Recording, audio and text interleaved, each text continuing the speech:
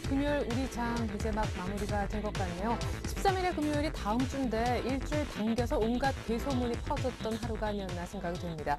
북한발 괴소문도 있었어요. 영변의 핵시설이 폭발했다는 소식, 그리고 유럽 관련해서는 프랑스의 신용등급 강등이 이번 주말에 있을 거라는 그런 소식이 있었는데 외국인들의 선물 매도도 결국 여기에 기인한 것이 아닌가라는 생각이 들 정도였습니다. 다행스럽게도 코스피는 막판 낙폭을 줄이면서 1840은 종가상 지켜주는 모습이었는데요. 하필이면 이날 삼성전자의 4분기 깜짝 실적 전망치가 나오면서 삼성전자마저 차익 실현 매물에 시달릴 수밖에 없었습니다. 코스닥도 상승이 딱 멈추었다고 하는데 원달러 환율은 얼마나 뛰었을까요? 종가부터 확인하고 옵니다. 네, 여기는 시황센터입니다. 오늘 국내 시장에서는 각종 루머들로 인해서 들썩이는 하루였는데요. 북한의 루머설과 함께 유럽 국가들의 재정위기 불안감이 다시 부각되면서 또 프랑스의 등급 하락까지 우려가 됐던 하루였습니다. 이로 인해서 국내 시장에서도 결국 지수들이 고개를 떨구는 모습이었는데요. 1월 6일 코스피 마감 지수부터 확인해 보겠습니다. 오늘 코스피 지수는 기관과 외국인의 매물 부담으로 1% 이상 넘는 하락세를 보였습니다. 오늘 코스피 마감 지수는요, 어제보다 1.1% 하락한 1843선에서 거래를 마쳤습니다. 자세한 일중 흐름 확인해 보도록 하겠습니다. 미국 뉴욕 증시가 혼조세로 장을 마감한 가운데 오늘 코스피 지수는 소폭 상승세로 장을 출발했는데요. 이후 외국인 매물이 출회되면서 지수는 장 초반 약세로 돌아섰죠. 이후 기관과 프로그램이 장중 매도 우위로 전환하면서 지수가 1%대로 낙폭을 키웠는데요. 오후 들어 외국인이 선물 시장에서 9천 계약 넘는 순매도를 하고 또 프로그램 매물이 급격히 몸집을 키우면서 장중 한때 1824선까지 급락하기도 했습니다. 여기에 북한의 영변 경수로가 대폭발했다는 루머까지 돌면서 코스피가 낙폭을 키웠는데요. 하지만 하락폭을 다소 만회하면서 오늘 1843선에서 거래를 마쳤습니다. 이어서 자세한 수급 상황입니다. 프로그램 매물이 3천억 원 넘게 출회된 가운데 외국인과 기관이 동반 매도세를 달린 하루였는데요. 기관이 780억 원, 외국인이 460억 원 정도 매도했고요. 반면에 개인은 3천억 원 넘는 매수 우위를 보이면서 거래를 마쳤습니다. 이어서 코스닥 마감 지수입니다. 오늘 코스닥은 단기 상승에 따른 부담감 때문인지 약보 합세로 장을 마감했습니다. 코스닥 마감 지수는요, 어제보다 0.58% 하락한 518선에서 거래를 마쳤습니다. 자세한 일중 흐름 확인해 보도록 하겠습니다. 오늘 코스닥 지수는 어제보다 3.4포인트 상승한 525선에서 오름세로 장을 출발했는데요. 이후 외국인 매물이 점차 덩치를 불린 가운데 기관 매수세가 약화되면서 하락 반전했습니다. 이후 지수는 점차 낙폭을 확대하면서 520선을 하회하면서 오늘 518선에서 거래를 마쳤습니다. 이어서 수급 상황입니다.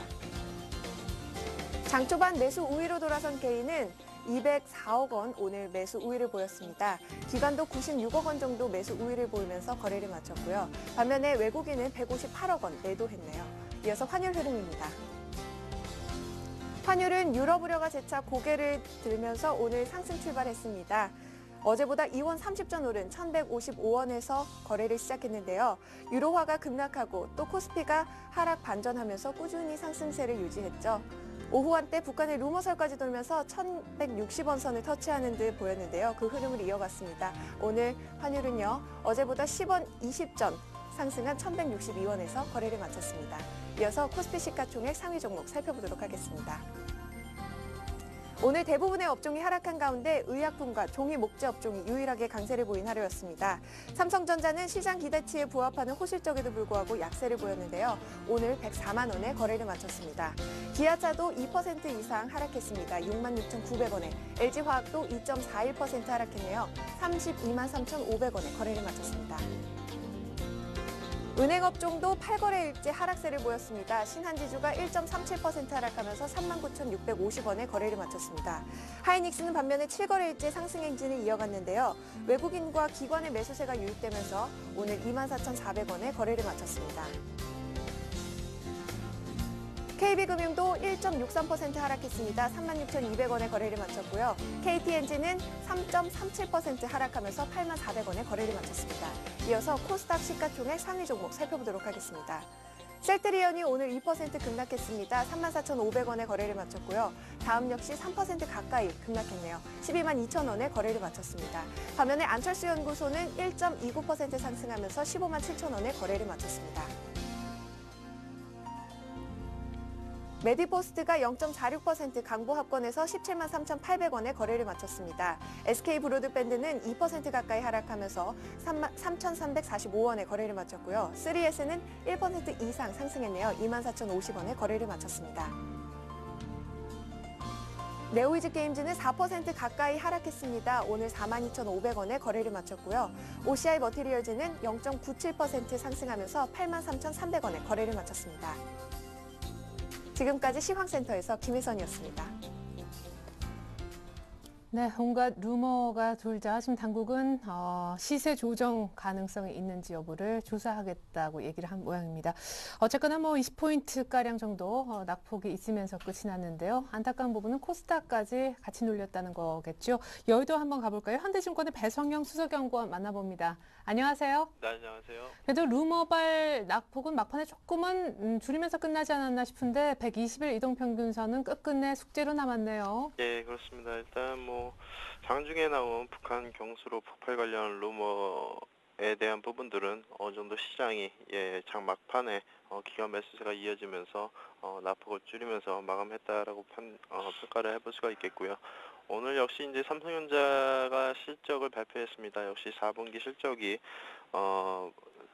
영업이익이 약 5.2조 원을 발표가 되면서 일단 시장 예상치를 넘어서는 그런 서프라이즈를 기록했는데요. 그에도 불구하고 오히려 이틀 연속 기관 투자자와 외국인의 그런 일시적인 차익 매물이 나오면서 삼성전자가 21선을 이탈하는 그런 흐름을 보였습니다. 역시 삼성전자의 단기적인 약세 요인은 지난 4분기 이후에 코스피 대비해서 약 삼성전자의 경우 23% 이상 아웃퍼폼을 했고요. 역시 기관 매수세가 집중되면서 그동안 많이 올랐지만 역시 실적 시즌이라는 그런 시기적인 특성상 단기적인 차익 매물이 좀 출회되는 상황입니다. 기술적으로는 말씀드린 대로 21선 이탈과 그다음에 MACD 기준으로 해서 하락 다이버전스가 나오면서 일부 기간 조정의 그런 필요성을 남겨둔 상황이고요. 오늘 S&P에 대한 그런 프랑스 신용등급 강등 루머 역시 일단 루머에 그칠 것으로 보고 있습니다. 일단은 1월 말 EU 정상회담이 예정되어 있기 때문에 일단 빠르면 1월 말 EU 정상회담 이후와 아무래도 신용등급 강등의 그런 분기점이 될 것 같고요. 또한 늦게는 재정통화반이 구체화되는 3월 이후에나 신용등급 강등이 현실화될 가능성이 크다라고 보고 있습니다. 왜냐하면 작년 8월 미국의 그런 신용등급 강등 역시 미국 부채한도 협상 결과 직후에 발표되었다는 점에서 최소한 시기적으로는 1월 말 유정상회담 이후에나 신용등급 강등이 현실화될 가능성이 크다라고 볼 수가 있기 때문에 오늘 하락은 다소 펀더멘털 대비해서 심리적인 요인이 컸던 하루라고 평가를 해볼 수가 있겠습니다. 예. 그럼 코스닥은 어떻게 보세요? 525선까지 올라가다 결국 7거래일 만에 멈추었는데 앞서 너무 연일 올랐기 때문에 이 정도는 자연스러운 조정입니까? 예, 일단은 저희가 이제 통상 121선을 경기선이라고 말씀을 드리는데요. 역시 경기선을 돌파하기 위해서는 말 그대로 경기 모멘텀이 상당히 필요합니다. 근데 현 시점은 사실상 국내 경기 모멘텀은 상당히 부족한 상황이고요. 글로벌 전반으로 평가해 볼 때에도 현재 미국 지역을 제외한 유럽이나 중국 쪽 모멘텀은 사실상 상당히 좀 부족한 상황이기 때문에 121선 돌파가 쉽지 않은 상황으로 평가를 해볼 수가 있습니다. 역시 이번 주에 이제 글로벌 제조업 지수 발표 결과가 나왔는데요. 역시 미국 ISM 제조업 지수의 경우에는 53% 이상을 기록하면서 상당히 호전세를 이어갔지만 역시 중국 PMI나 유럽 PMI 같은 경우에는 아직도 기준선인 50부분 이하에서 등락을 거듭하고 있기 때문에 전반적으로 글로벌 경기 모멘텀은 다소 부족한 상황이고 그나마 현재 가장 좋은 미국 모멘텀 역시 어느 정도 그 호재 요인들이 선반영된 측면들이 있기 때문에 현재 시장의 기대치가 차츰차츰 높아지는 상황에서 과연 앞으로 나올 지표들이 얼마나 시장의 기대를 충족시킬 수 있을까 하는 의구심들이 오늘 시장에 반영됐다라고 판단을 해볼 수가 있겠고요. 역시 이제 가장 중요한 포인트는 그동안 우리 시장이 IT 위주로 올랐기 때문에 기타 섹터들이 어느 정도 주가 상승이 이어져야 지수의 하방 영지 정도 견고해질 수 있다라고 볼 수가 있겠는데요. 역시 기준은 이제 중국 지지율 인하와 관련해서 춘절을 전후로 해서 중국에서 어떠한 정책이 나올지에 대한 여부가 관심거리가 될 것으로 보고 있습니다. 예. 경기선이 지금 쉽게 넘겨지지 않는 상황. 경기하면 또 지표고요. 지표하면 미국인데 오늘 밤에 진짜 고용 지표가 나온다면서 비농업 부문 15만 명 이상도 예상해 볼 수 있을 것 같아요. 요즘에 계속 고용 주택은 서프라이즈인 것 같아서요. 예, 그렇습니다. 일단 뭐 어제 ADP 민간 고용도 상당히 좀 좋게 나왔습니다. 그래서 이번 주말 예정된 고용 지표도 현재 15만 명 이상 나올 것으로 예상은 하고 있지만 이전에 말씀드린 대로 현재 미국 지표에 대한 눈높이가 상당히 높게 올라와 있습니다. 그래서 오히려 그런 기대치를 만족시키지 못했을 때의 반응도 생각해야 될 것 같습니다. 뭐 예를 들어서 오늘 삼성전자의 그런 실적 발표와 비슷한 상황으로 보시면 될 것 같은데요. 삼성전자도 상당히 그동안 실적이 좋게 나올 것이다라는 기대감이 있었고 오늘 추가적으로 예상보다도 더 좋은 실적이 발표됐지만 막상 주가 흐름은 오히려 3일 연속 하락하는 그런 모습을 보였거든요. 그래서 전반적으로 미국은 좋지만 그 이외의 중국이나 유럽 그리고 우리 경기 모멘텀이 아직은 좋지 않은 상황이기 때문에 전반적인 시장 대응은 1월 말 EU 정상회담을 고려했을 때에는 다소 보수적인 스탠스로 접근하시는 것이 좋을 것으로 보고 있습니다. 네, 또 미국의 고용 지표가 좋았는데 그 다음에 있을 프랑스, 독일 정상회담 우려감으로 이러면 또 빠질 수도 있을 것 같습니다. 잘 들었네요. 현대증권 배성영 수석연구원 다음 주 전략이었습니다. 고맙습니다. 네, 감사합니다. 네. 자, 이번에는요, 조금 더 이슈로 깊이 있게 좀 얘기를 나눠보는 시간 갖고요. 당장 다음 주 전반적인 전략 미리 한번 짜보도록 하겠습니다. LNS 파트너스 하창봉 팀장님, 그리고 R&B 인베스트먼트 조준성 이사님 모셔봤습니다. 두 분 안녕하십니까? 안녕하십니까. 예. 자, 두 분이 새해 첫 주, 첫 출연에 어떤 이슈를 준비해 오셨는지 화면 통해서 먼저 확인해 보겠습니다. 네, 오늘 이슈 많네요. 이슈가 크게 5가지입니다. 첫 번째, 오늘 4분기 실적 잠정치 서프라이즈하게 내놓은 삼성전자. 쉬어가면 지수까지 어려워지나 첫 번째가 되겠고요. 두 번째는 1월 휴가 대안은 결국 중소형주밖에 없는가. 세 번째는 외국인들 선물 다시 매도로 바뀌나. 오늘 외국인들 선물을 8,000계약 정도 팔았죠. 네 번째는 기술적 지표로 본 차트가 예쁜 차트 우량주 알아보고요. 마지막으로 주요 9개 자문사가 현재 포트에 어떤 업종에 어떤 종목을 담아가고 있는지까지 수급 동향 면면히 살펴보도록 하겠습니다. 네. 오늘 많이 거론된 것은 역시 삼성전자가 아니었나 생각이 됩니다. 시장은 120일 이동평균선을 못 넘어서고 있고 삼성전자도 최고가 달리다가 21선 아래로까지 빠져 있어요. 예, 정확하게 111만 원을 형성했었거든요. 네. 3일 전에 형성했었는데 실제적으로 그 이후에 오늘 잠정 발표를 앞두고 약간 빠졌다 말씀드리겠습니다. 사실 삼성전자 저는 대단하다는 말밖에 표시를 못하겠습니다. 이제 그 2011년도 기준으로 많이 거론됐겠지만은 매출이 한 164조, 영업이익 같은 경우도 2년 연속 16조 원대를 달성했다. 그리고 또 4분기 실적을 봤을 때도 역시나 매출 같은 경우 한 47조, 영업이익 같은 경우 5조 2천억이니까 전반적으로 봤을 땐 수치만 놓고 봤을 때는 왜 빠지나 궁금할 수 있습니다만 핵심을 좀 짚고 들어가면 빠질만도 하다 저는 먼저 말씀드리고 싶네요. 일단 매출이 14% 증가했다는 건 그만큼 스마트폰이 장사를 잘했다는 것이고 네. 영업이익에 대해서는 사실 좀 말이 많죠. 왜냐하면 실제적으로 하반기에 삼성전자가 시게이트와 관련있던 HDD 사업으로 매각했지 않습니까? 그거 자체가 이제 4분기에 반영되는 거기 때문에 이랬어요. 그 금액이 한 7천억 정도 됩니다. 네.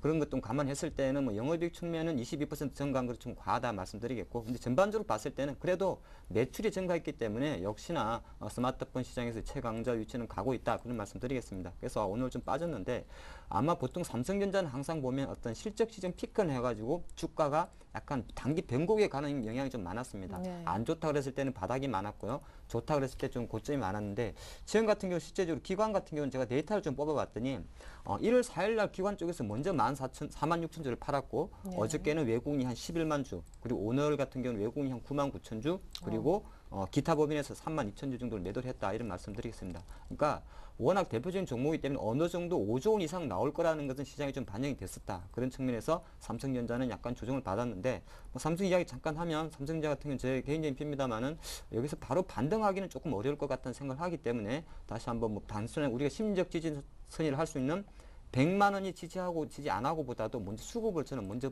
봐야 매도세가 진정돼 봐야 된다 말씀 먼저 드리겠습니다. 네, 네. 그러면은 포트에 담을 수 없을 정도로 꽉 채웠던 기관이 다시 사주는가 이걸 봐야 된다는 겁니까? 수급엔 누구를 키로 보시는 거예요? 그렇습니다. 아까 이슈 제가 5번째 이슈 보니까 아마 자문사별 이슈 우리 이사님이 할 걸로 네네. 제가 알고 있는데 거기에 아마 삼성전자 많이 포함되어 있을 겁니다. 포함되어 있을 건데 아마 그 친구들이 계속적으로 가져가는지 그리고 나서 가져가면은 지금 실제로 지금 외국인들이 삼성전자 많이 팔 겁니다. 그러니까 외국인이 계속 팔아대는 삼성전자의 주가를 그 투신이라든지 이쪽 자문행 쪽에서 받아주는지가 수급의 키다 말씀드리겠고 잠깐 지수 이야기하면 삼성전자 시가총액 150조죠. 그럼 종합주가지수 우리나라 시가총액이 1000조 조금 넘기 때문에 한 15% 차지하죠. 그럼 삼성전자가 빠지면 주가가 빠질까? 저는 사실 그렇게 보지는 않습니다. 삼성전자 주가 탄력성이 지수를 견인한 건 맞습니다만은 뭐 지금 딱히 다른 데도 큰 대안은 없습니다만은 약간 순환매 사원에서 지수는 좀 잡아줄 수 있다. 그렇게 보기 때문에 일단 삼성전자만 놓고 봤을 때는 좀 약할 수 있고 삼성전자 빠진다고 지수가 갑자기 와르르 빠지는 건 아니다. 그런 말씀 드리겠습니다. 예. 예. 자, 그러면은 시장에 가려면은 말이죠. 삼성전자가 어느 정도만 버텨주거나 혹은 약간 조정을 받더라도 다른 업종이 올라가주면 참 좋을 텐데요. 그렇지만 다른 업종도 딱히 하루짜리 정도 반등에 그치는 와중에서 역시 중소형주가 빛이 나고 있는 듯합니다. 오늘 물론 이제 뭐 여러 가지 분위기 속에 코스닥이 3포인트가량 7거래일 만에 약세로 돌아서긴 했지만 네. 역시 중소형주 쪽이 좀 나을까요? 삼성전자를 한 주 살 동안 중소형주는 사실 여러 주. 개인분들 또 이런 스타일 좋아하시잖아요. 그렇죠. 지금 보시면은 삼성전자 제가 시가총액 150조라 그랬죠. 코스닥 시가총액 다 합치면은 한 200조 조금 넘는 거 제가 알고 있습니다. 정확히 좀 기억이 안 나는데, 근데 코스닥은 시가총액 1조 1000억이 넘는 종목이 시가총액 1위에서 8위밖에 안 됩니다. 한 1000개 종목 중에서 한 8개 정도밖에 되지 않는다. 그런 측면에서는 삼성전자에 들어가지 못했던 자금, 그리고 삼성전자 빼고 놨더니 어떤 뭐 그래서 대형주 업종에 들어가지 못하는 자금들이 일단 경기를 안 좋게 보니까 못 들어가지 않겠습니까? 네. 그중 자금의 일부만 정도만도 코스닥 시장으로 넘어왔기 때문에 어떻게 보면 중소형주 효과가 나왔다 말씀드리겠고, 사실 솔직히 말하면 중소형주 효과는 아닙니다. 테마주 효과로 봐야겠죠. 아, 예. 왜냐면 중소형주라는 건 사실 어떻게 보면은 뭐 약간 펀더멘탈이 좀 되면서 실적이 되는 10월 달에 보여줬던 삼성전자 관련 뭐 IT 종목들이라 그러면 우리가 중소형주로 표시하겠는데, 사실 지금 1월 달 접어들어서는 그런 것도 일부는 갑니다만은 상당히 뭐 가볍게 간다는 게 좀 말씀드리겠고, 역시나 그런 대안 자체는 어떤 자금 사정은 주식시장에 들어온 상태에서 대안 투자가 없는 성격에서 중소형주로 자금이 좀 몰렸다. 그런 관점에서 봤을 때는 역시나 1월달, 아니 제가 볼 때는 아주 길게 이런 효과가 좀 나올 수 있다 말씀드리겠습니다. 네. 아니, 오늘 삼성전자도 뭐 사상 최대 실적 내고 나서 차익 실현 때문에 밀렸지만은 삼성전자 관련된 삼성전자 향 부품을 납품하는 그런 업체들도 오늘 주가 흐름이 같이 좀 안 좋았던 것 같습니다. 사람 심리가 싸지면 사야지 했다가 정작 빠지면 지금 사면 좀 위험한가 이렇게 바뀌거든요. 괜찮나요? 자, 안 되죠. 일단은 큰 종목이 무너지지 않습니까? 저는 무너진다는 표현을 써야 됩니다. 3일 내렸다고 이건 개별주가 아닙니다. 개별주는요, 3일 내리면 기술적 반등이 나오는데 실제로 삼성전자가 이렇게 저는 약간 무너질 수 있다. 아까도 말씀드렸지만은 외국인이 파는데 투신들이 만약에 안 받아주면 개인만 들어올 겁니다. 많이 들어오진 않겠죠. 돈이 없으니까. 하지만은 그 흐름 자체가 약하다. 그래서 조금 전에 말씀드렸지. 요것 때문에 중소형주 효과는 오히려 흐려지죠. 왜 스마트폰 관련주나 이런 건 흐려질 것이고 오히려 테마성 종목에서 살아있기 때문에 삼성전자가 만약에 100만 원 이탈 했을 때는 심리적으로 삼성전자 향 뭐 스마트폰 관련주나 뭐 디스플레이 관련주가 일시적인 조정 실현이 나올 수가 있다는 거 염두하셔야 된다 말씀드리겠습니다. 큰일이네요. 자, 삼성전자도 조금 시들, IT 부품주도 삼성전자와 같이 시들, 중소형주 하지만 답은 테마다. 어느 만큼 동의하세요? 사실 테마는 참 누구나 사고 싶은데 참 사기도 어렵고 매매도 어려운 것이 또 테마인데 그거밖에 답이 없다 하시네요. 중소형주 쪽에선. 일단 테마 같은 경우에는 그 대형주 인덱스 관련해서 매매하신 분들은 그쪽으로 좀 시간을 좀 기다리시는 게 좋고, 테마 하신 분들은 좀 더 적극적으로 또 하시는 것도 괜찮다 말씀드리죠. 좀 위험한 얘기인데 무슨 얘기냐면은 지금 테마가 잘 돌아갑니다. 잘 돌아갈 때 이럴 때 같이 편성해가지고 하시는 것도 괜찮지. 뭐 잘 안 되는데 이 테마 저 테마 붙는 것보다 지금같이 이것저것 잘 움직일 때 솔직히 말씀드리면 오늘 같은 날 하한가 내지 한 마이너스 10% 내지 종목들 꽤 나올 줄 알았는데 의외로 약간의 하방전을 좀 유지하는 종목도 좀 많이 있었습니다. 또 상한가 베팅도 들어갔는데 일단 안철수 연구소나 메디포스 이러한 종목들이 고점 대비해서 많이 밀리지도 않고 아니면은 신고가를 낸다는 어떤 큰 상징성을 보이기 때문에 주변 종목들이 확산이 계속 이어지고 너무 어제 같은 경우도 방송 보시면 전부 테마 얘기하니까 오늘 그냥 한번 눌러버리는 거죠. 네. 대신에 종목들 보시면은 첫 테마 중에서도 어떤 테마 해가지고 뭐 대선 테마 아니면은 무슨 뭐 갑자기 생각이 안 나는데 여러 가지 테마 해가지고 먼저 상한가 첫 번째 들어간 놈들이 있습니다. 아 죄송합니다. 첫 번째 들어간 종목들이 있는데 네. 그러한 종목들을 이제 좀 선별을 잘 보셔야 돼요. 무슨 얘기냐면은 오늘 많이 밀렸다 하더라도 5일선 이에 있습니다. 근데 만약 그러한 종목들이 고점 대비 5일선까지 조정받아가 거기서 다시 눌림목 받거나 다시 또 땡기게 되면은 또 뭐 갈 수가 있죠. 근데 그게 고점 대비해가지고 그 폭만 하더라도 거의 30%가 됩니다. 고점을 뚫게 되면 뭐 단기간에 50%가 날 수가 있는 거죠. 예. 그렇기 때문에 그런 대표적인 종목들 좀 선별해가지고 뭐가 올라가니까 마지막에 이 종목 찾아서 같이 따라간다 이러한 것보다는 그런 뭐 대표 종목들을 잘 보시면 하는 거죠. 제일 중요한 거는 시장에 돈이 들어가 있습니다. 이미 들어가가지고 이게 어느 아침에 하루 순간에 흩어져 나가 이런 게 아니라 당분간 뭐 지수장으로 보게 되면 다 박스권 얘기하기 때문에 어떤 그 시장의 활력을 이쪽에서 찾고 있는 거죠. 그렇기 때문에 계속 머니 게임이 계속 되기 때문에 거래 대금이 그렇게 종목별로 죽지 않는 한 계속해서 좀 이어지지 않을까. 이달 뭐 구정전까지는 좀 약간 그런 지그재그 폭이나 아니면 또 고가 갱신하는 종목 좀 나오지 않을까. 그렇기 때문에 대신에 개나 손 올라간다 해갖고 막 아무거나 손대면 안 되겠죠. 만약 눌림목 들어가서 네. 약간 또 죄송하다고 하시는 더한 말씀. 예. 아, 그러네요. 네. 아, 구정을 나가지고 좀 흥분했습니다. 요즘에 예.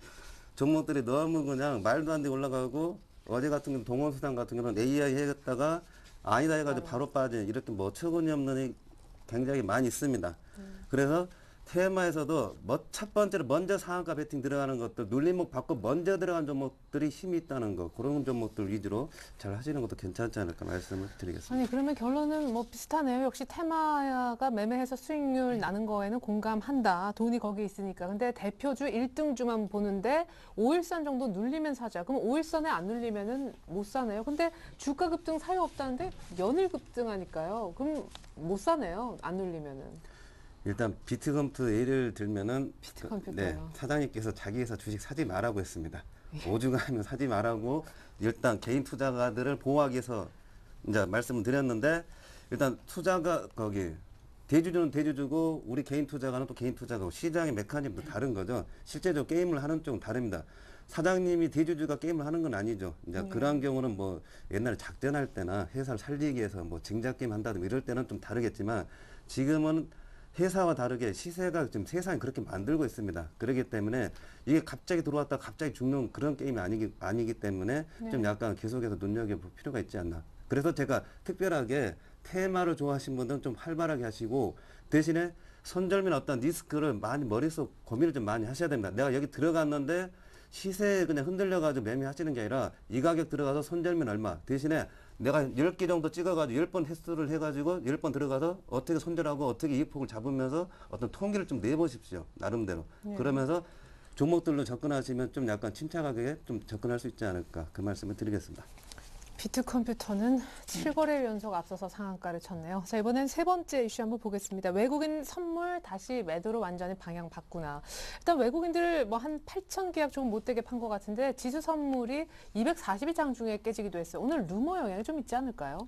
예, 그런 것도 있고 사실은 뭐 조금 더 심하게 말씀드리면 이번 어떻게 보면 1월 화요일이 되겠죠. 화요일에 1850선까지 급등시킬 때 가장 주력이 외국인 선물이 만계약을 들어오면서 맞아요. 그것 자체가 베이시스를 호전시켰고 그리고 최근 4일 동안에 차익 쪽에서 대략적으로 한 4천억, 비차익에서 5천억 정도의 프로그램을 유입시켰다 말씀드렸죠. 그러다 보니까 3일 연속 1875까지 올라올 때 약간 회의론자들은 기계만 올렸다 그렇게 보기 때문에 만약에 외국인 선물 만계약이 다시 매도로 돌아섰을 때는 다시 프로그램 물량 부담을 받지 않을까 이런 우려가 나왔는데 그 우려가 정확하게 오늘 나와버렸다는 거죠. 실제로 8천 계약을 매도했고 역시나 오늘은 2천억 정도의 프로그램 매도가 나왔다 말씀드리겠습니다. 왜 지금같이 시장이 불안한 상태에서 외국인 수급이라든지 프로그램을 발 수밖에 없냐 하면 어차피 1월 달 같은 경우는 12월 달에 들어왔던 배당을 노리고 들어왔던 프로그램 물량에 대한 부담을 안고 가는 게 1월 달입니다. 그런 측면에서 보통 통상적으로 1월 달은 프로그램 물량이 많았다. 그렇게 봤을 때는 프로그램 물량을 좌지우지하는 건 결국에는 베이시스이기 때문에 그 베이시스는 보통 외국인의 선물 동향에 많이 그 포커스를 맞추는데 제가 생각할 때는 뭐 오늘 사실 최근 같은 경우는 이렇게 생각하시면 돼요. 예전에는 이렇게 미결제를 분석해가지고 이제 선물세에 미결제라는 용어가 있습니다. 미결제 동향을 분석해가지고 미결제가 증가했는지 감소했는지 분석을 했는데 한 가지 좀 달라진 거는 전체적으로 주시장이 불황할 때는 수식을 매수하는 외국인 세력과 선물을 매도하는 외국인 세력이 다르다는 겁니다. 만약에 같은 세력이라면 실제적으로 주식을 팔고 선물을 사면서 차익 거래를 하지만은 실제적으로 우리나라 같은 경우는 투신이라든지 일부 증권사를 제외하고는 따로 놀기 때문에 그걸 분석하는 것은 오히려 오류가 있다. 그렇게 해석하면서 저는 이렇게 결론을 내리고 싶습니다. 물론 만계약 들어왔다가 이틀 연속 만계 팔았기 때문에 외국인 선물 보시는 다시 중립으로 갔다. 그렇죠. 누적 계약수 마이너스 만기로 갔다 말씀드리겠고 전체적인 스탠스 같은 경우는 아마 현물 같은 경우는 지금 크게 배팅 안 하고 있지만 선물 같은 경우는 또 다음 주 옵션 만기 주기 때문에 시장이 좁은 변동성을 녹인 투기적 세력은 들어올 수 있다. 그렇게 정리해드리면서 외국인 선물 세력의 어떤 포지션 전환만으로 지수를 너무 하방으로 보는 것은 참 단순한 발상이다. 그런 말씀 드리겠습니다. 아니 그러면 오히려 정반대로요. 외국인들 오늘 이렇게 많이 팔았기 때문에 하락을 걱정하는 게 아니라 오히려 한 단계 더 넘어서서 외국인들이 올리려고 일부러 뺐다. 이렇게 조금 한 단계 더 꼬아서 생각하는 건 좀 이기적일까요? 너무 예리한 질문 하셨어요. 바로 그 말을 제가 하고 싶었던 겁니다. 오늘 대부분의 파생시장으로 시장을 분석하시는 분들이 선물 8,000개 팔았기 때문에 야 이제 시장 1,800m 내려간다 그리 하지만 그렇지는 않습니다. 오늘 장 잘 기억하시면 루머 돌았습니다만 사실 저는 루머 확인을 못했습니다. 갑자기 그 대북 관련주 올라가는 거 보고 뭐지 미사일 쐈나 정도만 생각을 했는데 역시나 그런 루머가 돌았고 실제적으로 오늘 2시 이후에 뭐 했죠? 기관이 1시간 만에 20포인트를 당겼습니다. 기관 네. 쪽에서 대략적으로 자금 집행은 그렇게 눈에 띄진 않았습니다만은 20포인트를 당겼고 그리고 오늘 외국인 선물 매도 세력들이 마지막까지 많이 던지진 않았습니다만 일부 차익 실행이 들어갔다. 그리 말씀드리겠고 뭐 지수 이야기 나와서 말씀드리겠는데 선물 지수 242는 어차피 제자리입니다. 그러니까 그러게요. 만계약 들어와서 먹고 좀 판 거기 때문에 다시 한번 내일은 뒤바뀜도 나올 수 있다. 그런 말씀 드리겠습니다. 예, 월요일날 갭상승하는 거 아닌가 모르겠습니다. 일단은 외국인 선물 쪽 매도로 인해서 앞으로 시장 어렵나 여기까지 시나리오를 쓰진 않으셔도 좋을 것 같다는 얘기 들어봤고요. 네 번째로 기술적 지표로 본 차트 우량주는 차트가 이뻐. 오늘도 이어지나요? 예, 그렇습니다. 제가 아마 지금 크리스마스 연휴 때문에 한 일주일 쉬었다 나왔는데 지난주 나왔던 종목 몇 가지만 잠깐 읊어드리고 말씀드리겠습니다. 네. 지난 방송에서 제가 했던 종목이 바닥권에서 반등하는 세 종목. 첫 번째 현대엘리베이터였는데 실제적으로 주간 동안에 지금 그때 보면 막 13만 원 정도 초입에 있다가 어제 같은 경우 15만 원까지 갔다 왔었다 말씀드리겠습니다. 가장 바닥권 반등이라는 것은 약간 고점을 낮춰온 상태에서 바닥을 올리면서 올랐었기 때문에 실제 반등이 이어졌다 말씀드리겠고 오늘은 일부 재료 노출 위에 좀 빠졌다 말씀드리겠고요. 두 번째 종목 같은 경우가 롯데쇼핑이었죠. 상당히 어느 정도 33만 원 정도에서 행보하는 흐름이기 때문에 바닥권 반등을 노려보자라고 드렸습니다만 실제적으로 주간 동안에 움직인 거는 없었다 말씀드리겠습니다. 그리고 또 하나의 종목이 LG 디스플레이였는데 LG 디스플레이 같은 경우는 사실 그때 바닥권 공략 종목으로 들어간 것 치고는 주간 수익률은 괜찮았다. 지금 약간 3일 연속 밀린 건 있습니다만은 그러네요. 나쁘진 않았다. 그래서 바닥권에서 반등하는 종목들은 대부분 기술적 반등을 누리기 때문에 좀 짧게 들어가는 것이고 만약에 시장이 도와줘서 올라갈 때는 의외로 뒷걸음치다 뒤잡을 수도 있다. 그런 말씀 드리겠고요. 오늘은 제가 새로운 컨셉을 가져왔습니다. 오늘의 컨셉은 뭐냐면은 신규 등록, 최근 3개월 내 신규 등록한 종목 중에서 공모가를 상회하고 있고 또 하나가 주가 상승이 남아있는 종목이 돼서 말씀드리겠습니다. 첫 번째 종목이 신진 SM입니다. 신진만 빼고 나면 SM입니다만 이 종목은 기계업종 종목이다 말씀드리겠고요. 네. 간단하게 실제적으로 공모가 15,000원인데 가장 중요한 키포인트는 18,500원, 18,500원의 지지력이 있기 때문에 종목은 살아있다 말씀드리겠고 두 번째 종목 같은 경우는 테라세미콘입니다. 테라세미콘 같은 경우는 실제적으로 공모가 같은 경우가 13,500원이었는데 중요한 거는 제가 23,800원이 시초가였습니다. 그렇기 때문에 공모가 같은 경우는 공모가도 중요하고 시초가도 중요하고 더블 가격도 중요한데 24,000원을 지지했다는 것 그리고 또 한 번에 28,500원을 지지하고 올라가기 때문에 추세가 살아있는 종목이다 말씀드렸고, 뭐 간단히 테라세미콘 같은 경우는 디스플레이용 증착 장비를 만든 회사다 말씀드리겠고요. 그럼 테라세미콘은 얼마까지 갈까요? 각각 목표가도 좀 얘기를 해주셔야. 이번 컨셉 자체가 기술적 분석을 강조했기 때문에 제가 네. 지시해 드리는 가격이 유지되는 한 추세 추정률을 가져가자 말씀드리겠고, 그런 의미에서 테라세미콘은 지금 가격에서 28,500원이 트레이딩 관점에서의 손절 앤드 본절가가 된다 말씀드리겠고요. 마지막 세 번째 종목 같은 경우는 아이테스트입니다. 제가 볼 때는 기관들이 올리려고 광풍을 보냈던 종목이 아니냐 말씀드리겠는데 예. 이 회사 같은 경우 실제적으로 공모가는 2,400원. 자, 우리 계산해야 됩니다. 2,400원 곱하기 50%, 2,800원, 3,200원 주주 지지력이 상당히 중요한 종목이다 말씀드리겠습니다. 그러니까 주식은 항상 50% 먹고 팔까, 더블 먹고 팔까를 고민하는데, 그래서 이 아이테스트 같은 경우는 2,400원에 대비해서 50% 프리미엄을 준 3,200원의 주가가 상당히 중요한 지지세다 말씀드렸고, 오늘도 좀 상승세가 살아있다. 그리고 기관들이 못 사서 안달인 종목이다. 왜 못 사느냐? 국내 유일의 반도체 테스트 장비이기 때문에 그런 것이 있다 말씀드리면서, 요 세 종목 전부 다 3개월 이내 종목이고, 제가 제시해드린 가격대로 아이테스트는 3,200원, 그리고 네. 테라세미콘은 28,500원, 그리고 신진 SM은 18,500원을 넥라인으로 보셔야 된다 말씀드리겠습니다. 네, 제가 그렇게 정리하려고 했는데 감사합니다. 이렇게 해서 차트로 본 우량주 얘기 들어봤고요. 좀 궁금한 내용이기도 합니다. 마지막 이슈. 주요 9개 자문사는 지금 포트에 어떤 종목 담고 있나? 내 종목에 거기 담겨 있나? 삼성전자는 얼마나 오늘 뺐나? 궁금해요. 네, 지금 자문사에 대해서 한번 점검할 필요가 있는 게, 옛날에 작년 같은 차화정 해가지고 몰빵식 많이 들어가는데 그 자문사들의 어떤 포트를 많이 변경을 했습니다. 일단 9개 정도를 조사를 해봤는데, 뭐 직접적으로 언급하기가 좀 힘듭니다. 이게 좀 그런 내용이 있기 때문에 부, 캐, 가, 피, 뭐 창, 한, 뭐 강, 뭐 이런 회사들이 9개 정도 있는데, 대충 예. 여러분들 뭐 짐작하신 게 맞습니다. 그런 회사들입니다. 근데 여기 특색이 있는 게, 역시나 그 자문사의 어떤 작년에 그 습관이 약간 있는 것 같아요. 이번에도 몰빵한 종목들이 있습니다. 일단 한번 비중을 보시게 되면은 IT하고 자동차 섹터를 한번 보겠습니다. 표를 보시게 되면은 IT 자동차 섹터에서 삼성전자를 9개 자문사가 다 이번에 조사한 9개 자문사가 다 편입을 하면서 최고는 34%까지 편입한 데가 있고, 그 38%짜리도 있습니다. 그리고 최저가 12%입니다. 이번에도 역시 한번 크게 들어간 데도 많이 있습니다.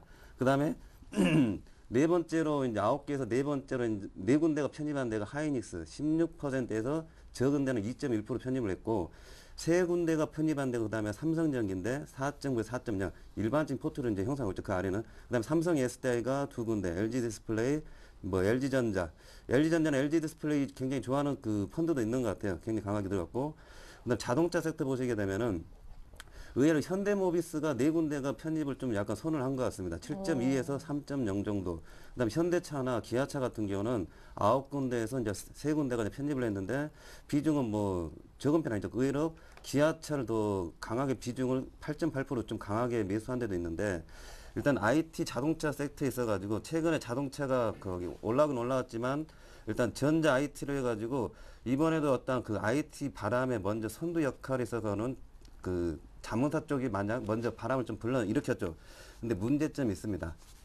자, 먼저 다른 거 하나 더 보고 말씀을 드리겠습니다. 일단 네. 그다음에 화학업종을 보겠는데, 화학에서도 옛날에 차화정 해가지고 뭐 정유화학 뭐 여러 가지 많이 썼는데, 지금 같은 경우는 대표적 몇 군데로 좀 많이 몰아갔습니다. LG화학 같은 게 7군데가 편입을 했는데 9.8에서 1.5, 9.8 굉장히 또 많이 편입한 데가 있고요.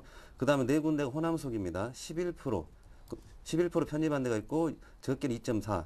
그 다음에 SK이노베이션은 5.1에서 적은데 0.9% 정도 그냥 골고루 했는데, 일단 말씀드릴 게, 이번에도 어떤 특정 종목의 대표로 그냥 몰아넣습니다. 무슨 얘기냐면은 올 상반기나 올 2012년 있어가지고 IT 쪽이 만약에 뭐 시장이 올라간 데 있어가지고 삼성전자가 가는가 안 가는 걸 잘 봐야 됩니다. 만약 안 가게 되면 또 자문사들 이번에 또 한번 혼나겠죠. 작년도 네. 많이 혼났는데. 예. 근데 중요한 거는 비중이 나름대로 많이 있습니다. 이러한 쪽이 만약에 잘못 엮여가지고 물량이 나오게 되면 쏟아지고 했는데, 지금 이쪽 같은 경우는 삼성전자 같은 경우에 포트에 보통 편입을 많이 해봤자 10%나 11% 정도나 10% 내에 안짝인데, 네. 한쪽에서 굉장히 조단이 움직인 데서 34% 편입을 했습니다. 그러면은 지금같이 유럽 문제나 어떤 여러 가지 그 아직 시간적으로 약간 기다려 견뎌야 되는 어떤 시장 상황에서 나름대로 희망을 찾고 뭔가 좀 되겠다 싶은 쪽을 삼성전자를 택했습니다. 만약 삼성전자가 치고 나가게 되면은 종고점 돌파하고 분위기 나가게 되면은 코스닥에서도 이제 뭐 아까처럼 이쪽 저쪽이 아니라 그동안에 지금 가만히 있던 뭐 멜파스나 이런 종목들이 같이 이제 때로 한번 또 같이 움직일 때가 있을 겁니다. 일단 그러한 체크를 잘 하셔야 되고 대신에 중요한 거는 이쪽이 만약에 그다음에 삼성전자 유동성이 굉장히 좀 많이 있죠. 나름대로. 만약에 손절을 하더라도 대신 뭐 손절하기는 힘들 것 같은데 워낙 비중도 크기 때문에 대신 유동성이나 어떤 현금성이나 그 나중을 생각하더라도 일단 약간 삼성전자 들어갔고 그다음에 화학에서도 여러 가지 들어간 게 아니라 LG화학이나 호남석유 SK이노베이션 약간 2차 전지 색깔도 많이 있는데 중요한 거는 이제 만약 중국 문제나 이런 중국 쪽에서 긴축이나 이런 쪽이 약간 좀 좋게 나오게 되면은 IT하고 화학 쪽 가게 되면 종합주가 굉장히 좋게 나올 수가 있습니다. 상방 유로존 문제 확인하고 가겠죠. 중국 같은 경우도. 그래서 이게 좋은 시나리오 쪽으로 해가지고 이쪽으로 가게 되면은 호남석유 많이 갈 수가 있습니다. 삼성전자 많이 갈 수가 있고 하이닉스 많이 갈 수가 있는데 아직은 좀 기다려야 된다는 거. 그렇기 때문에 자문사들이 이렇게 대표적으로 갖고 있는 것들 좀 유심히 보면서 이게 만 추세가 나오게 되면은 아 이렇게 비싼 거 몇 주 못 사는 생각하지 마시고 사셔야 됩니다. 그때는. 그리고 이러한 종목들을 외국인 이제 고점 매수로 합니다. 고점 매수. 외국인들이 계속해서 그러면서 뚫고 나가는데 그러한 장을 좀 기다리는데 일단 여러분들 이걸 조금 감지를 좀 하고 계시다 이런 말씀을 드리겠습니다. 네, 주요 9개 자문사가 전부 다 담고 있고 많게는 삼성전자를 포트 100%로 치면 34%까지 담고 있다는 삼성전자. 잠시 후 조준성 이사님의 포트에 들어있는 종목이니까요. AS 상세하게 해드릴 것을 약속드리겠습니다. 자, 이렇게 자문사에 어떤 종목 담겨 있는지까지 체크를 해봤는데 다음 주 어떤 전략을 세우면 좋을까요? 관심 종목까지 얘기 이어가겠습니다.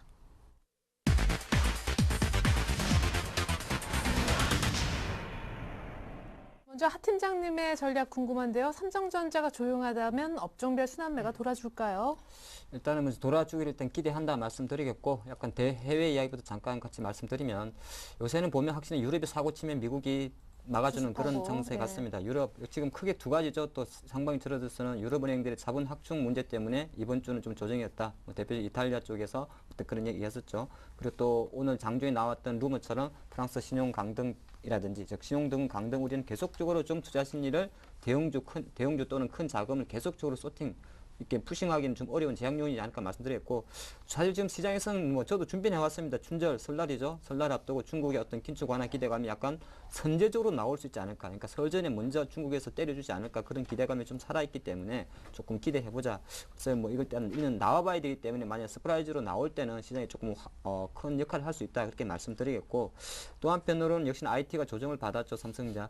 조금 전에 이사님이 말씀드렸지만 사실 이건 있습니다. 최근 3일 동안에 그 개인 투자 계정에서 실제적으로 삼성전자를 다 받았고요. 실제적으로 외국인 기관을 팔았는데 아시겠지만은 투자 자문사 있지 않습니까? 투자 자문사는 크게 랩은 자문행과 1인명이 있는데 자문행은 보통 우리 개인 계정으로 잡힙니다. 그래서 제가 생각할 때는 12월 말에 자문사 쪽에서는 실제로 삼성전자 비중을 좀 줄인 상태에서 연초 들어서 바짝 삼성전자 비중을 좀 늘렸다는 것도 생각할 수 있고 네. 또 한편으로는 이거는 제가 뭐 방송에서 대놓고 말씀드릴 건 아닙니다만은 이번 주 유독 정권가인이 찌라시는 게 돌죠. 이 자문사의 포트를 계속 공개시켰다는 점에서도 약간은 조금 꺼림칙한 부분이 있다. 그래서 저는 아까 우리 조 이사님보다는 조금 삼성전자의 수급을 부정적으로 봤다는 거 미리 말씀드리면서 IT에 대한 조정세는 저는 다음 주까지는 조금 네거티브하게 본다 말씀드리겠고 최근에 보면 오늘은 화학주, 철강, 우류 다 빠졌습니다만은 어제까지만 봤을 때는 그래도 꿈틀꿈틀 철강이라든지 건설 섹터들이 조금 움직인 게 있습니다. 그리고 좀 가만히 있을 때 이쪽에서 약간 순환 구조가 나올 수 있다 말씀드리겠고 아까 말씀드린 대로 일월 효과라는 생각보다도 오히려 소형주나 테마 효과가 어차피 크게 뭐 펀더멘털이 좋아서 아니면은 그런 것보다 돈이 갈 데가 없어가지고 네. 거기서 놀 것이다 말씀드리면서 한 가지만 더 말씀드리면 어제 같은 경우에는 삼성전자 거래대금이 하루에 3천억인데 안철수 연구소 거래대금이 얼마 되는지 아십니까? 얼마였어요? 거의 1,800억 정도 됩니다. 둘의 시가총액 비중은 10분의 1 정도 파이 안 나고 또 장중 기준으로는 순간적으로 안철수 연구소의 거래대금 비중이 삼성전자를 증가할 때도 있었습니다. 이번 주에. 근데 그때 봤을 때는 안철수 연구소만의 종목이 아니겠죠. 대선 관련주들이 그만큼 삼성전자 앤더 돈이 이쪽에서 놀고 있다. 그렇게 한번 정리해 드리겠습니다. 네, 다음 주 이제 초반 넘어서면 미국의 라스베가스에서 세스 열리는 거 아시죠? 또 관련해서 하필이면 그 즈음해서 방금 말씀하신 안철수 원장하고 MS 마이크로소프트의 또 대표가 만남이 예정이 되어 있습니다. 자, 이번에는 우리 조준성 이사의 전략 궁금해요. 아까 자문사가 많이 담고 있는 종목까지 얘기를 해주셨는데 지수로 보면은 뭔가 한 방향으로 곧 튈 듯한데요. 네, 계속해서 이제 말씀을 드리는데 삼각형의 어떤 수렴형에 이제 막바지 들어오는 것 같습니다. 일단 먼저 차트 한번 먼저 보겠는데 8월 달부터 작년 8월에 많이 죽었죠. 많이 빠져가지고 지금 8, 9, 10, 11, 12, 10 지금 2012년 1월 달 이제 6개월째 접어 들어갑니다. 그렇기 때문에 여기서 이제 뭔가 방향성이 나올 이제 그런 찰나이고 제가 그림을 두 개를 그려놨는데 첫 번째가 지금 거의 지금 이제 2주 아니면은 요 캔들이 이 안에 갇혀 있든지 아니면 벗어나게 됩니다. 근데 첫 번째 앞에 거 보시면 10월 달에 까맣게 만든 게 있죠. 그러면서 약간 벗어난 척 했는데 크게 올라왔죠. 1950까지 12월 달 초에. 그러면 삼성전자 막 필두해가지고 올라왔었는데 다시 보니까 또 1750 다시 빠졌다가 지금 또 약간 저점 들어왔는데 지금 어느 정도 큰 그림에서는 하방 정기성을 유지하고 있습니다. 6개월 동안 하방 정기성 유지하고 장중에 급락이나 급등이나 이런 변동폭은 굉장히 컸습니다. 그렇기 때문에 이 안에서 이제 어느 정도 이제 지금 유로존 같은 경우도 지금 많이 지금 전체적으로 모여서 구라를 치다가 이제 개별적으로 이제 모여가지고 뭐 어떻게 해보겠다 하는데 약간 긍정적으로 보면 왜냐하면은 조율을 이제 각자 해보면서 좀 진지한 얘기하고 나중에 이달 말 한꺼번에 모여가지고 확실하게 얘기할 것 같은데 근데 이제 고민해봐야 될 게 만약에 아래쪽으로 내려갔을 때 이 삼각형 버섯 아래쪽 내려가면은 뭐 1750까지 괜찮은데 조용히 그냥 캔들이 그냥 조용히 밀렸다가 반등 안 될 수가 있습니다. 근데 이거는 1월 달에는 그렇게 생기지는 않을 것 같아요. 1월 달에는. 왜냐하면은 보안 회의들이 많이 있기 때문에 빠지게 되는 보안 회의가 있기 때문에 좀 날 것 같은데 2월 달 넘어가지고 빠지게 돼서 흘러내린다. 오늘같이 2월 흘러내린다 하면은 굉장히 조심해야 됩니다. 그때는. 예. 그렇기 때문에 결론을 말씀드리자면은 일단 이렇게 빠질 경우에는 매수 쪽으로 생각을 하십시오. 매수 쪽으로. 자, 이따 삼성전자 말씀드리겠는데 오늘같이 이렇게 많이 빠진 날을 좀 기다렸다가 뭐 1900, 뭐 2에서 뭐 1860, 80, 뭐 90 가가지고 뭐 더 간다 안 간다 그런 쪽보다는 한 달에 한 번이나 두 번 매매한다고 생각하시고 제가 기다리라고 말씀드렸습니다. 그래서 오늘 같은 날 뭐 매수 가격 들어오는 종목들이 좀 있습니다. 그러한 종목들을 기다렸다가 사는 쪽으로 좀 생각을 하는 게 어떨까. 그래서 이렇게 빠지는 쪽을 한 달에 한두 번 하는데 이번 지금 이제 기회 매수 구간으로 들어갑니다. 일단은 매수 구간 쪽으로 들어간다 말씀을 드리겠습니다. 예, 알겠습니다. 어떤 종목을 매수하실지 비중을 또 늘리실지 저희가 잠시 후에 알아보겠습니다. 먼저 하창범 팀장님의 다음 주 내다보는 관심 종목이 있을까요? 네, 개별주 하나 준비했습니다. 휴캠스입니다. 휴캠스 우리가 많이는 아시죠? 남해화학에서 분사한 정도는 아는데 이게 또 남해화학처럼 실제적으로 비료 만든 회사인가 생각할 수 있는데 비료 만든 회사 아니라 말씀드리겠고요. 화학업종에 속해 있으면서 정밀화학입니다. 질산이라든지 DNT, MNB를 생산하는 업체다 말씀드리겠고 탄소 배출권 사실 온실가스 지구 온난화 때문에 가장 많은 것이 탄소 배출권인데 이것을 CDM 사업이라고 그럽니다. 그래서 탄소 배출권 사업을 하고 있는데 실제적으로 계약 종료가 2012년도 올해 끝납니다. 오스트리아 카본사로부터 그 돈을 받았었는데 끝나게 되면 어떤 현상이 생기냐면 지금에는 오스트리아 쪽에서 카본사로부터 자금 지원을 받아서 탄소 배출권 판매를 했기 때문에 일정 부분 수익 기여도가 20%밖에 안 됐습니다만은 그 계약이 종료되고 나면 100%가 다 휴캠스의 몫으로 잡힌다 말씀드리겠습니다. 그래서 미래 성장 동력이 좀 예상된다 말씀드리겠고 가장 좋아하는 건 휴캠스 같은 경우는 상당히 기관이 좋아하는 종목이다 말씀드리겠고요. 제가 기술적으로 먼저 말씀드리겠습니다. 지금 이 종목을 제가 월봉을 한번 보겠는데 연봉을 한번 보겠는데 입이 쫙 벌어지죠. 실제적으로 2002년도 남해화학에서 분사해서 1,000원짜리 주가가 한 번도 쉬지 않고 10년 동안 상승했던 종목이다 말씀드리겠고 2010년 접어들어서 실제적으로 2만 원대 좀 멈춰 있다. 요거는 실제로 박연차 게이트로 상관되는 약간 그 대표 지주 관계에서의 문제 때문에 정치적 이슈가 좀 걸렸다 말씀드리겠고요. 일시적으로 봤을 땐 지금은 태광실업 계열로 넘어갔기 때문에 대주주는 바뀌었다 말씀드리겠고 단기 일봉으로 봤을 때는 28,000원 하던 주가가 2만 원 초입에 있고 기관이 매수가 들어오기 때문에 한 3개월 목표가 생각해서 2만 원 전환 가격에서 단기적 목표가 24,800원 손절가 18,800원으로 10% 편입하겠습니다. 예, 휴캠스 신규 편입 얘기를 하셨고요. 우리 조준성 이사님은요? 저는 계속해서 삼성전자 말씀을 드리겠습니다. 지수 관련주 보면은 돈 안 됩니다, 요즘에. 저번에 저점 잡아가지고 이번에 삼성전자 뭐 108만 원, 110만 원 파신 분들 좀 돈 좀 될 수가 있는데 뭐 다른 지수 관련주 보시면은 올랐다 빠졌다 그냥 지루할 거면 옆으로 행보합니다. 그런 차원에서 삼성전자 왜 말씀드리냐면은 비중을 100%로 제가 AS 같이 들어갑니다. 이따가 AS 들어가는데 AS 같이 들어가겠습니다. 시간이 없기 때문에 삼성전자 같은 경우는 만약에 지금 100만 원 이하 99만 원 종가 나오면 손절인데 99만 원 이상에서는 매수 구간이다. 무슨 말이냐면은 105만 원 이하에서는 지금 올라갔다 내려갔다 할 수가 있으면 지수가 그러면은 제가 전에도 그런 말씀 드렸습니다. 이제는 103만 원 사가지고 103만 원 산 것이 뭐 2, 3만 원 올라가면 또 때리고 101만 원 샀던 게 또 3만 원 올라가면 또 때리고 다시 내려오면 또 사고 그걸 계속 반복하라고 말씀드립니다. 105만 원 이상에서는 좀 조심해야 되고 다시 뭐 110만 원 갈 수도 있고 하는데 삼성전자를 그렇게 분할로 거기 주식들 좀 나눠가지고 사고 팔고 하시면서 약간 이번 달 가도 좀 괜찮지 않을까. 괜히 이것저것 오를까 빠질까 고민하지 마시고 삼성전자 그냥 간단히 99만 원 가면 다 정리하고 대신에 그 안에서는 종목별 그냥 주식수로 그냥 계속 움직여 보겠다. 그러니까 계속 빼먹겠다. 그 말씀을 드리겠습니다. 네, 그렇다면은 105만 원 정도 부분에서는 분할해서 사자라고 이제 삼성전자는 얘기를 하셨던 건가요? 그러니까 99만 원이 손절, 네. 100만 원 부분에선 매수. 네, 제가 지난번에 산 게 101만 원인데 108만 원 매도 잡았는데 110만 원 아직은 110만 원, 109만 원 아직 검증이 안 되는 가격대입니다. 대신에 123만 원, 104만 원 오면 또 다음 주에 가보면은 또 107만 원 갈 수도 있습니다. 안 가더라도 밑에서 산 것도 계속 움직일 수가 있죠, 주식들이. 이제 그러한 전략들을 잘 생각을 해보시고 모르신 분들은 방송에 전화 주시면 제가 이메일 전해드립니다. 예.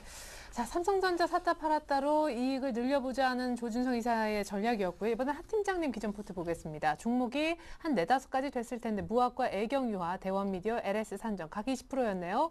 수익률 보면서 AS 받을게요. 와, 20% 넘는 두 가지 애경유화와 대원미디어 10%씩 뭐 다들 현금화 좀 시키실 생각이신가 봐요. AS 해주세요.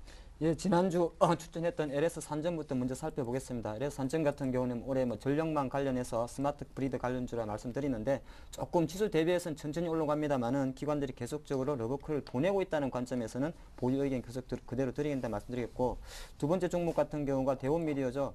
제가 사실 목표가로 제시해드렸던 8,700원에서는 한 10% 정도 비중을 좀 축소한다. 엔젤 산업에 대한 기대감 그대로 남아있다 말씀드리면서 뭐 아직까지 기존보다도 8,700원 1차 정도만 물량 축소하고 나머지는 목표가를 11,600원으로 파격적으로 올린다는 거 말씀드리겠습니다. 네. 그리고 제가 좋아하는 무학이죠. 드디어 우리 주주분들의 소리를 기관들이 들었다 말씀드리겠습니다. 예. 이번 주에 모 증권사에서 무학의 소주 가격 인상 가능성을 제기하면서 맞아요. 리포트가 나왔다는 것은 드디어 기다렸던 이쪽에 관심을 가지는구나 생각하시면서 조금 랠리가 붙을 수 있지 않을까 말씀드리겠고 애경유화 같은 경우도 제가 매수가는 상당히 낮습니다만 10% 정도는 오늘 종가 기준에서 이익 실현한다 말씀드리겠고 또 한 가지 장점은 말씀드릴 거는 손절가를 제가 파악 올렸습니다. 손절가가 36,600원입니다. 아니 무슨 그 주가가 36,000원 산 거를 36,600원이냐. 그러니까 이 36,600원이라는 가격은 꼭 손절가 라인보다도 이익 보존 가격으로 말씀드리겠습니다. 그래서 네. 오늘 장중에 잠깐 갔다 온 적이 있습니다만 이 가격을 터치하게 되면 보유한 물량을 전량 청산하겠다 말씀드리겠습니다. 네, 이제 하 팀장님의 완성된 포트폴리오 끝으로 보여드리겠습니다. 한번 보실까요? 이렇게 해서 휴캠스가 추가되고 비중이 약간 바뀌었습니다. 현금은 30%로 오히려 늘어나게 되는군요. 애경유화와 대원미디어는 비중 10%씩 줄었습니다. 자, 이제 가격과 비중을 다시 한번 보면 애경유화는 비중 축소와 보유. 하지만 애경유화 손절가 상향됐고요. 대원미디어 목표가 달성으로 목표가가 대폭 올라간 점을 말씀드리겠습니다. 대원미디어는 지금 화면에 나가는 목표가가 아니라 11,600원으로 올라갑니다. 애경유화도 손절가가 화면에 나가는 손절가보다 36,600원으로 올라감을 말씀을 드리겠습니다. 슈캠소는 신규 종목이었는데 기관이 또 좋아한다고 해요. 한 번씩 관심 가져주시면 좋을 것 같습니다. 자, 조준성 이사님 삼성전자만 들고 계세요. 30%, 현금 70%. 가격 한번 볼까요? 99만 원 손절 가격 잡아주셨는데 이 점 참고해 주시고 샀다 팔았다를 좀 반복해달라고 얘기하셨습니다. 11만 원 부분에선 차익 실현 얘기하셨고요. 네, 지금까지 하창봉 팀장님 그리고 조준성 이사님과 함께했습니다. 도움 말씀 고맙습니다. 네, 이상으로 오늘장 내일장 마치겠습니다. 주말 잘 보내십시오. 고맙습니다.